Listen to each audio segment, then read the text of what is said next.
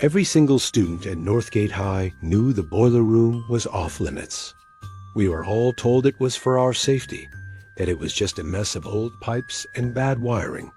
It was a believable lie, and for 3 years, I never questioned it. My school, Northgate High in Walnut Creek, California, was built back in 1974. It has its share of strange quirks, so one dangerous room didn't seem out of place.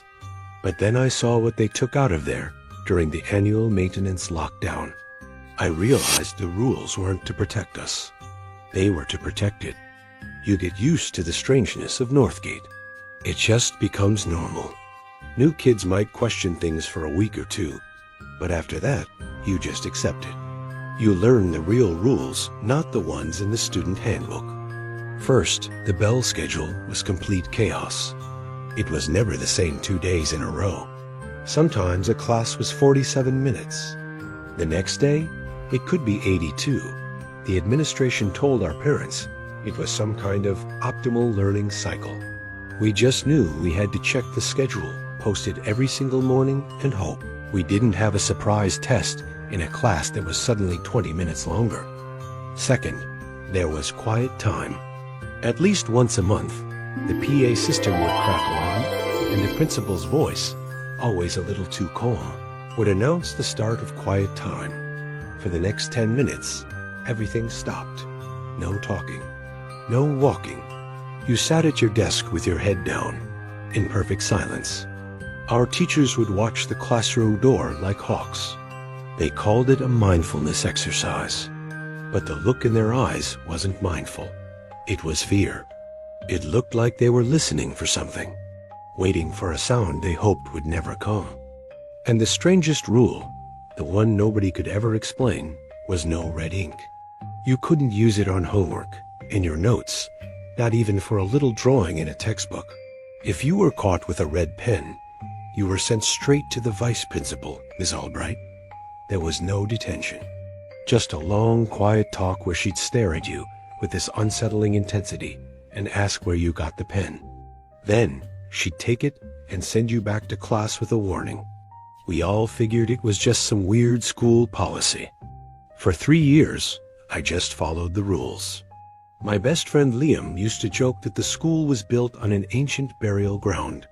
I always laughed it off. The building itself was this ugly, blocky concrete structure that people said was designed by a prison architect, which kind of explained the oppressive vibe. The weird rules just seemed to fit the weird building. It was Northgate being Northgate. But a lie only holds up until you see the truth for yourself. The truth started revealing itself during the first lockdown of my senior year. It was early September. They called it annual maintenance, just like always. This wasn't like an active shooter drill. There was no panic. It was more like an hour-long quiet time. As soon as the announcement was made, our teacher, Mr. Henderson, shut off the lights and pulled the heavy blinds closed. His face was white, heads down. "Not a sound," he whispered, his voice tight with tension. I was in a history class on the ground floor with a window that looked out into the service alley. At the end of that alley was the metal door to the boiler room. The blinds were thick, but one of the slats was bent just enough to see through. After 20 minutes of total silence, I couldn't stand it anymore. I leaned over and peeked through the crack. I saw them, Ms. Albright and 2 janitors I had never seen before. They weren't doing maintenance. They were standing guard on either side of the boiler room door. The door slowly creaked open, and a figure emerged. It wasn't a person. It was tall, impossibly skinny, and it moved with a twitchy, disjointed walk. It was wrapped in shadows, like it was a hole in the air, shaped like a man. It didn't walk so much as it flowed. The 2 janitors escorted it down the alley, behind the gym, and out of my sight.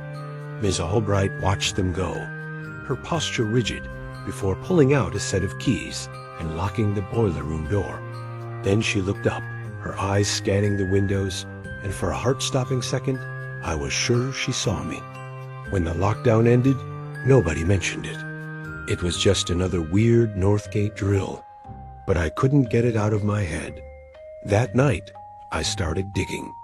I went through the school's online archives, then the public library's old records. I was looking for anything unusual about Northgate High. I found the first piece in a newspaper from 1974, when the school was being built. A construction worker had died. The official story was that he fell into a concrete pour. But a small side article said his co-workers told a different story. They claimed he was pulled. They said he heard whispers coming from the foundation right where the boiler room was going to be built. Then I found a missing person report from 1978. A sophomore named Kevin Marks. His friend said he was last seen heading to the boiler room on a dare. He was never found.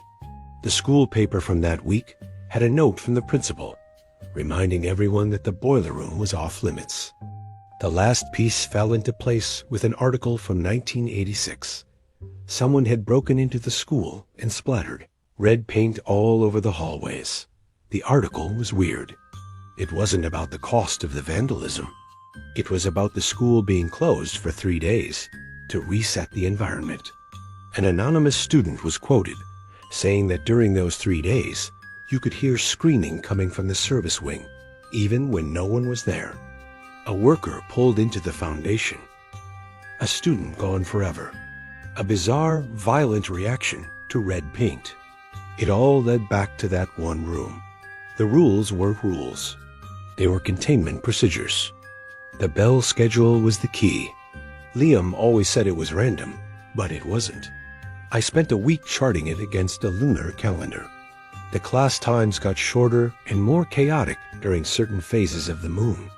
But on the night of a new moon, the schedule was almost normal. It was the calm before the storm. The annual maintenance lockdown always happened on the first new moon of the school year. That's when it was weakest. That's when they moved it. And quiet time? It was always at 1:13 p.m. Every single time. I didn't know what that time meant, but the consistency was terrifying. It was a ritual. They were keeping it calm with silence. I knew I was being stupid, but I had to see it for myself. The next new moon was on a Friday. I told my parents I was staying late for a study group. During the last class of the day, I slipped into the boys' locker room and hid in an unlocked maintenance closet. I just sat there in the dark, smelling the old sweat and shoes, and I waited. Hours went by. The school fell silent. This silence was heavier, deeper than quiet time. Then I heard the PA system crackle to life in the empty school. A single low tone echoed through the halls. It was a sound I had never heard before. It was time. I crept out into the dark hallways. The only light came from the emergency signs. Every step I took felt like a thunderclap. As I got closer to the service wing, the air got cold. I could feel a low hum through the floor. I got to the service alley and peered around the corner. The boiler room door was slightly open. This time, I didn't stay outside. I slipped through the door. It wasn't a boiler room. The old boilers were just pushed against a wall, thick with dust. In the center of the room was a pit, a perfect black circle cut into the concrete. Strange symbols were painted on the floor around it, connected by lines of salt. Heavy chains were bolted to the floor, leading to the edge of the pit. The room smelled like ozone, damp dirt, and something metallic like old blood. A sound came from the pit, a low, wet, chittering whisper. It was the sound of something trying to remember how to talk with a voice that was never meant for human ears. The whispers seemed to swirl around me, promising things, begging to be let out. My head started to spin. I felt this horrible urge to step closer. Then I heard footsteps in the alley. I ducked behind one of the old boilers, just as Ms. Albright and the same two men walked in. They weren't janitors. Their faces were grim, their movements practiced.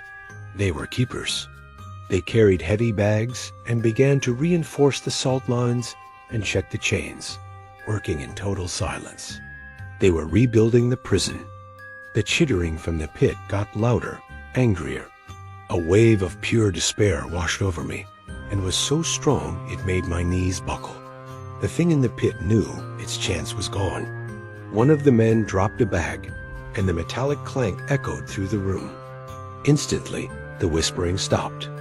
A new sound took its place, a deep growl that I felt in my bones. From the pit, a single pale arm, thin as a tree branch and with far too many joints, shot out with impossible speed. It whipped through the air and cracked against the concrete floor, right where the sound had come from. If the man had been standing a foot to his left, he would have been torn in half. I didn't wait to see more. I scrambled backward, out the door, and I ran. I just ran and ran until I was blocks away from the school. My lungs on fire, the sound of that growl burned into my memory. The next Monday at school felt completely unreal. The bell schedule was normal. Kids were laughing. In history, Mr. Henderson was talking about the Civil War, his face perfectly calm. It was like nothing ever happened. But as I passed Miss Albright in the hall, she looked right at me, and her eyes weren't surprised. They were just cold. It was a silent warning. You know, so now you're a part of it. You will keep the secret, or else. I understand now. Northgate High isn't a school. It's a prison. The principal and the staff aren't just educators. They're wardens, performing ancient rituals to keep something horrible locked away right under our feet. They know what happens in the boiler room. And now I do too. I have to wonder, how many other schools have a place like this? A door that has to stay locked? A list of strange rules that aren't for the students, but for the thing they hide. The rituals have worked so far. But what happens on the day they don't?